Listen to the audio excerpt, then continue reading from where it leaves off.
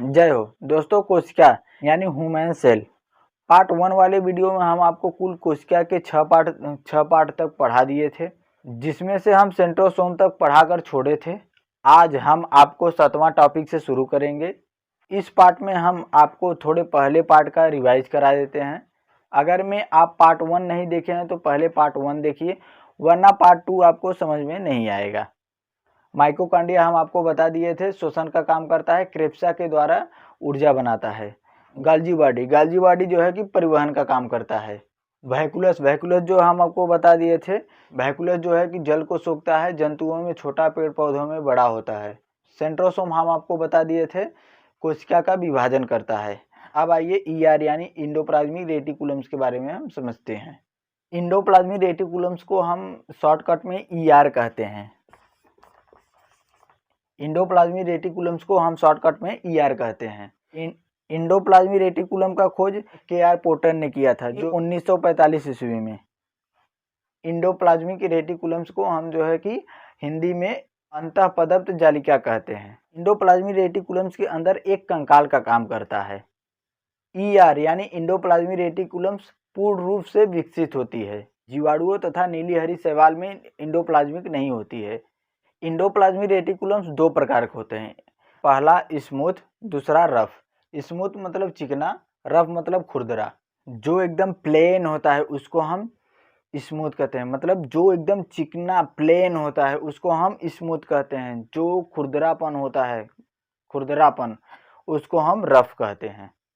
Smooth वाले में ribosome नहीं होता है, स्मूथ वाले में राइबोसोम नहीं होता है, और स्मूथ वाला जो है पोटेशियम में उपचायक का भाग नहीं लेता है।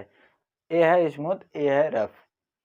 आखिर में रफ वाला खुरदरा क्यों हुआ? ये जो छोटे छोटे धब्बे पाए जाते हैं, यही है राइबोसोम। यही राइबोसोम पोटेशियम का निर्माण करता है। क्योंकि ये रफ वाले के साइड है, इसीलिए हम कहते हैं पोटेशियम का निर्माण रफ वाले साइड से होता है। लेकिन रफ वाला करता नहीं, निर्माण जो है कि राइबोसोम करता है। पोटेशियम का निर्माण राइबोसोम करता है। आई होप आप इंडोप्लाज्मिक रेटिकुलम समझ गए होंगे। राइबोसोम के खोजकर्ता पैलाडे थे। 1955 ईस्वी में इन्होंने खोज किया था।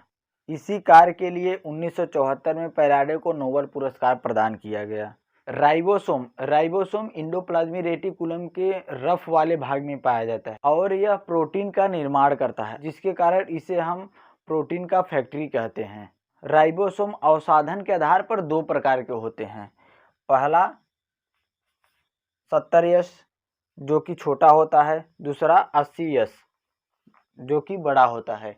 70S जो है कि प्रोकैरियोटिक में पाया जाता है, 80S यूकैरियोटिक में पाया जाता है। 70S जो है कि यह आकार में छोटा होता है, और 80S जो है कि आकार में बड़ा होता है। अब अवसाधन के आकार पर हम आकार को देखकर साइज का पता नहीं लगा सकते, बल्कि एक लिक्विड और एक फ्लूइड में 2 चीज डालते हैं। जो पहले गिर जाता है माना जाता है वो आकार में बड़ा है, और जो बाद में गिरता है वो आकार में छोटा है। आई होप कि आप राइबोसोम समझ गए होंगे। अब आइए चलते हैं नेक्स्ट कोशिका की तरफ। अगला है केंद्रक मतलब न्यूक्लियस का खोज जो है कि रॉबर्ट ब्राउन ने किया था 1831 ईस्वी में। न्यूक्लियस कोशिका का एक बहुत बड़ा अंग है। न्यूक्लियस ही पूरे कोशिका को कंट्रोल करता है। जैसे घर के गार्जियन होते हैं, अपने पूरे घर के मेंबर्स को कंट्रोल करते हैं, वैसे ये है न्यूक्लियस जो है कि पूरे सेल को जो है कंट्रोल करता है। जैसे मान लीजिए सेंट्रोसोम कार्य नहीं कर रहा है, न्यूक्लियस को देखेगा तुरंत कार्य करने लगेगा, क्योंकि ये इसका मालिक है। समझ लो, न्यूक्लियस उसका सेंट्रोसोम का मालिक है। सेंट्रोसोम वैक्यूलस गाल्जी बॉडी सबके जो है कि मालिक है न्यूक्लियस को कहते हैं ब्रेन ऑफ सेल, मतलब न्यूक्लियस को मतलब कहते हैं सेल का ब्रेन। इसी को ही कंट्रोलर भी कहा जाता है। न्यूक्लियस को कंट्रोलर भी कहा जाता है। न्यूक्लियस के अंदर क्रोमोसोम पाया जाता है। क्रोमोसोम के अंदर जो है कि डीएनए, आरएनए, जिंक पाए जाते हैं। इस न्यूक्लियस के अंदर प्रोटीन पाए जाते हैं। प्रोटीन 80% पाए जाते हैं, डीएनए 10% पाए जाते हैं, और अन्य तत्व जो है 10% पाए जाते हैं। कोशिका का ब्रेन न्यूक्लियस को कहते हैं। प्रोटीन का फैक्ट्री राइबोसोम को कहते हैं। परिवहन गाल्जी बॉडी, ऊर्जा ग्रहित माइटोकॉन्ड्रिया। अगला है लाइसोसोम्स का खोज डी ड्यूबे ने किया था 1955 ईस्वी में। इसी के कारण 1974 ईस्वी में डी दुबे को नोबेल पुरस्कार से सम्मानित किया गया। लाइसोसोम्स को हम यहाँ प्रदर्शित करते हैं।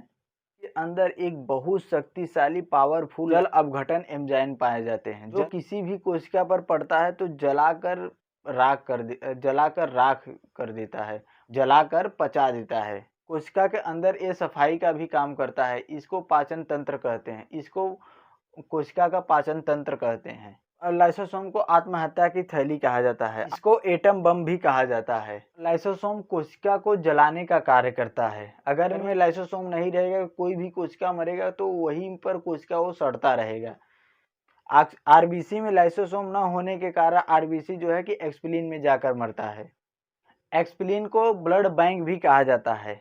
लाइसोसोम बहुत खतरनाक होता है भाई। मान लीजिए राइबोसोम जो है कि अपना कार्य नहीं कर रहा है, तो लाइसोसोम क्या करेगा, उसको उसके ऊपर छिड़क देगा तो राइबोसोम तुरंत मर जाएगा। बस वो उसके ऊपर छिड़क देगा जो है कि तुरंत वो अपने आप मर जाएगा। लाइसोसोम के डर की वजह से ही पूरे कोशिका अपना कार्य करते हैं टाइम से। कभी कभी तो लाइसोसोम ही मर जाता है भाई। मान लीजिए कोई डंडा से आपके पीठ में मार दिया, यहाँ का लाइसोसोम जो है, लाइसोसोम और कोशिका दोनों ही मर गए। इसी की वजह से जो है कि कालापन पड़ जाता है। तब आप जो है क्या, आप लोग क्या करते हैं, सेकैया, पानी गर्म करके सेकैया करते हैं। जब कोई डंडा से मारता है वहाँ का लाइसोसोम मर जाता है। उसी की वजह से ही कालापन पड़ जाता है हम लोग के शरीर में। अगला है जीवद्रव, प्रोटोप्लाज्म। जीवद्रव का नामकरण पुरकिंजे नामक वैज्ञानिक ने किया था। जीवद्रव में 80% जल भरा होता है। जीवद्रव जो है कि सभी कोशिकाओं में रहने का काम करता है। कोशिका खराब ना होने पाए इसीलिए जो है कि जीवद्रव इसमें भरे होते हैं। ये पानी, इसमें 80% पानी होता है। ये और कलर लेस होता है, कोई भी कलर नहीं होता है। जीवद्रव इसे क्यों कहते हैं, क्योंकि ये कोशिकाओं के बीच में भरा होता है। अगर में जीवद्रव हटा तो पूरा कोशिका का नष्ट होना तय है। इसीलिए जो है कि इसे जीवद्रव कहा जाता है। जीवद्रव में 80% जल भरा होता है। अगर में 1% की भी कमी हुई तो हमें प्यास लगेगी। अगर में 10% की कमी हुई तो हम मर जाएंगे। जीवद्रव में अगर में 10% की कमी हुई पानी की तो हम निश्चित ही मर जाएंगे। जीवद्रव दो प्रकार के होते हैं।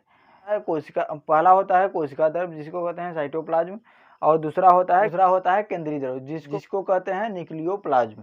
कोशिका द्रव किसे कहते हैं, अगर में कोशिका में है तो कोशिका द्रव कहलाता है। केंद्र द्रव अगर में केंद्र में है तो केंद्र द्रव कहलाता है। मतलब कोशिका द्रव और केंद्र द्रव मिलाकर एक जीव द्रव का निर्माण करते हैं। अगला है सिलिया और फ्लेजा। सिलिया और फ्लेजा केवल एनिमल सेल में पाए जाते हैं, प्लांट सेल में नहीं पाए जाते। सिलिया और फ्लेजा जो है कि एक बाल के समान होते हैं, जो कि कोशिका के बाहर वाले भाग में पाए जाते हैं। सिलिया और फ्लेजला का बाल के समान संरचना होती है। ये कोशिका को हिलने डुलने में मोशन प्रदान करती हैं। अगर में कोशिका के आसपास कोई पोषक पदार्थ है तरल अवस्था में तो वो उसे चूस लेती हैं, यही बाल के माध्यम से। बड़े बाल को हम कहते हैं फ्लेजला और छोटे बाल को हम कहते हैं सिलिया। यही कोशिका के गति का काम भी करती हैं। यही सिलिया और फ्लेजला स्पर्म को शक्ति प्रदान करने में यानी आगे बढ़ाने में कार्य करती है। अगला है लवक यानी प्लास्टिड। पेड़ पौधों यानी प्लांट सेल में सबसे बड़ा पार्ट यही होता है। ये सिर्फ प्लांट सेल में ही पाए जाते हैं, एनिमल सेल में नहीं पाए जाते हैं। लवक 3 प्रकार के होते हैं। पहला होता है क्लोरोप्लास्ट, दूसरा होता है ल्यूकोप्लास्ट, तीसरा होता है क्रोमोप्लास्ट। क्लोरोप्लास्ट को हिंदी में कहते हैं हरित लवक। हरित लवक जो है कि हरे रंग का होता है। ये जो है कि पत्तियों में और तना में भी पाया जाता है। यही क्लोरोप्लास्ट फोटोसिंथेसिस यानी प्रकाश संश्लेषण ऊर्जा बनाता है। क्लोरोप्लास्ट के अंदर क्लोरोफिल पाया जाता है। क्लोरोफिल के अंदर जो है कि मैग्नीशियम पाया जाता है। ये पत्ती और तना में भी पाए जाते हैं और भोजन का निर्माण करते हैं। अगला है लाइकोप्लास्ट, इसको कहते हैं अवर्णित लवक। यह किसी भी प्रकार का रंग प्रदान नहीं करता। यह जड़ यानी मूल में उसके पास पाया जाता है। इसका कार्य क्या है, ये जो क्लोरोप्लास्ट भोजन बनाया है उन्हीं को ये संग्रहित कर लेता है।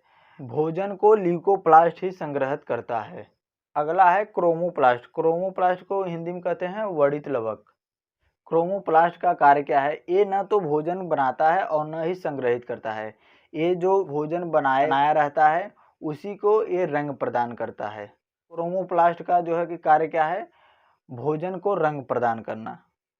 अगला है गुणसूत्र क्रोमोसोम। क्रोमोसोम केंद्रक में उपस्थित होता है। क्रोमोसोम केंद्रक में उपस्थित होता है। अगर में एक कोशिका निकालेंगे तो उनमें से जो है कि फाड़ के केंद्रक को निकालेंगे। केंद्रक को जब फाड़ेंगे तो उसमें देखेंगे 46 जो है कि गुणसूत्र होते हैं। अगर में जोड़ा में कहा जाए तो जो है कि जोड़ा में 23 जोड़े, वैसे जो है कि 46 संख्या होती है। और क्रोमोसोम को भी फाड़ेंगे आप, जब क्रोमोसोम को भी फाड़ेंगे तो उसमें जो है कि डीएनए आरएनए जीन मिलेगा आपको। क्रोमोसोम का कार्य क्या है? क्रोमोसोम का कार्य जो है कि हमारे शरीर को निर्माण करने में जो है महत्वपूर्ण भूमिका क्रोमोसोम निभाता है। आप सोचते होंगे कि मेल में भी 46, फीमेल में भी 46 संख्या होती है। मेल और फीमेल में 95% संरचना सेम ही होती है। जैसे मेल का हृदय फीमेल में लग जाएगा, फीमेल का हृदय जो है कि मेल में लग जाएगा। बस अंतर आता है इन दोनों की वजह से, वो भी जनन में। जैसे मेल का जो है कि XY है और फीमेल का XX है। इसी की वजह से जो है कि मेल और फीमेल में अंतर आता है और वो भी जनन में आता है। जो 44 है दोनों में, इसको हम कहते हैं ऑटोसोम, और जो 2 दोनों में है इसको हम कहते हैं ओलोसोम। अब आते हैं कोशिका के प्रकार के बारे में। कोशिका 2 प्रकार के होते हैं। पहला होता है प्रोकैरियोटिक और दूसरा होता है यूकैरियोटिक। अब आइए देखिए प्रोकैरियोटिक सेल क्या होती है। प्रोकैरियोटिक कोशिका को कोशिका का प्रारंभिक कोशिका कहते हैं। प्रोकैरियोटिक कोशिका आकार में बहुत छोटी होती है। इसे माइक्रोस्कोप से जूम करके देखा जाता है। इस कोशिका के अंदर केवल मुख्य अंग पाए जाते हैं, न कि सारे अंग पाए जाते हैं। इस कोशिका के अंदर केवल 3-4 ही मुख्य अंग पाए जाते हैं। इसको आप नंगी आंखें से नहीं देख सकते हैं, जैसे नीली हरी शैवाल। अब आइए यूकैरियोटिक सेल देखते हैं। यूकैरियोटिक सेल में 2 प्रकार के होते हैं। पहला एनिमल सेल, दूसरा प्लांट सेल। यूकैरियोटिक सेल पूरी तरह से विकसित होती है। ये बहुत बड़े होते हैं। इसको हम लोग नंगी आंखों से भी देख सकते हैं। जैसे हम लोग क्या है, प्रोकैरियोटिक हैं कि यूकैरियोटिक हैं? तो जाहिर की बात है यूकैरियोटिक होंगे। आई होप कि आप कोशिका के अंग और कोशिका के प्रकार समझ गए होंगे। तो चलिए अब मिलते हैं नेक्स्ट क्लास में। तब तक के लिए जय हो।